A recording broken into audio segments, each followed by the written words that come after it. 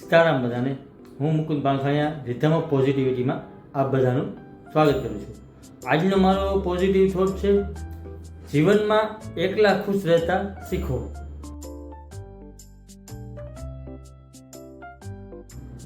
મિત્રો, જીવન ઘણું બધું અમૂલ્ય છે. જો આપણે પોતાનાથી ખુશ રહેતા શીખી જઈએ ને તો લાઈફમાં આપણને ઘણા બધા આગળ વધી શકીએ. અને આપણે જો પોતે ખુશ હોઈએ ને તો આપણે આપણા પરિવારને પણ ખુશ રાખી શકીએ. કારણ કે લાઈફમાં હંમેશા આપણે વિચારીએ ને એવું નથી થતું. શું કામ કે લાઈફ જેવું આપણને આપે ને એમાં ખુશ રહેતા આપણને આવડવું જોઈએ. એટલે લાઈફમાં હંમેશા ને પોઝિટિવ રહ્યો, એકબીજાની મદદ કરતા રહ્યો અને પોતાની જાતથી જ પોતે ખુશ રહ્યો. ઘણીવાર લાઈફમાં આપણે એવું બોલતા કે મારા નસીબ જ સારા નથી, મારી હાથે જ આવું થાય છે. મિત્રો, એવું આપણી લાઈફમાં કહે ને આપણા પ્રત્યે બોલવું ના જોઈએ. કારણ કે આપણને બનાવનાર છે ને ભગવાન છે. તો ભગવાન ક્યારેય કોઈ નબળી વસ્તુ બનાવતા નથી. ભગવાને છે ને તો ધરતી ઉપર તો માત્ર છે ને આનંદી આનંદ બનાવ્યો હતો.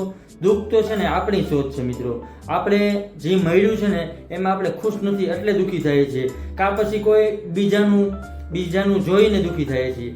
ભગવાને જે આપણને આપ્યું ને એમાં આપણે ખુશ રહેતા થઈ જઈએ અને પોતાની જાતથી ખુશ રહીએ ને તો આપણને કોઈ એને દુઃખી ના કરી શકે. આ વાત કન્ફર્મ છે.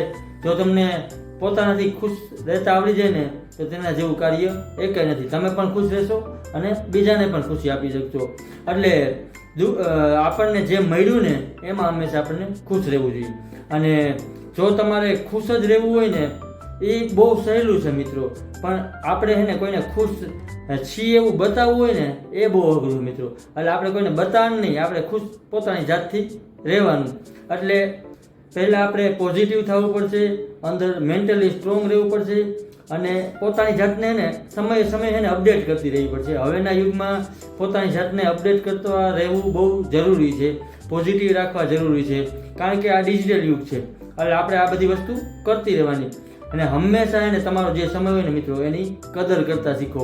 તમારા પગ હંમેશા જમીન ઉપર રાખવા. ગમે એટલા તમે સફળ થાઓ, ગમે એટલા ઉપર જાઓ, તમારા પગ હંમેશા જમીન ઉપર રાખવાના.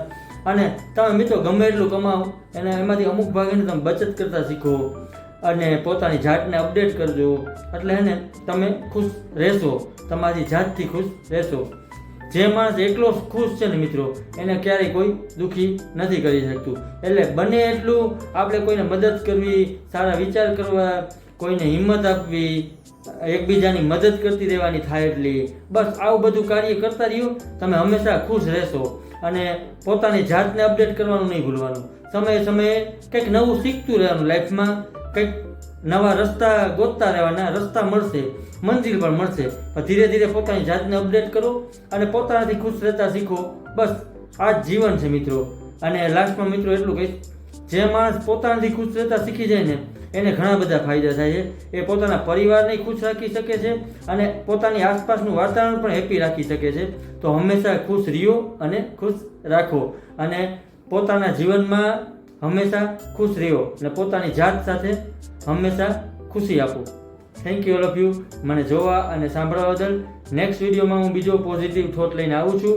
મારા ઇન્સ્ટા અને એફબીના પેજને ફોલો અને શેર કરજો અને મારી યુટ્યુબ ચેનલને લાઇક, શેર અને સબસ્ક્રાઈબ કરજો અને કોમેન્ટ પણ કરજો, જેથી કરીને આપણે વધુમાં વધુ લોકો સુધી પોઝિટિવિટી સ્પ્રેડ કરી શકીએ અને જીવનમાં હંમેશા પોતાનાથી ખુશ રહેતા શીખો.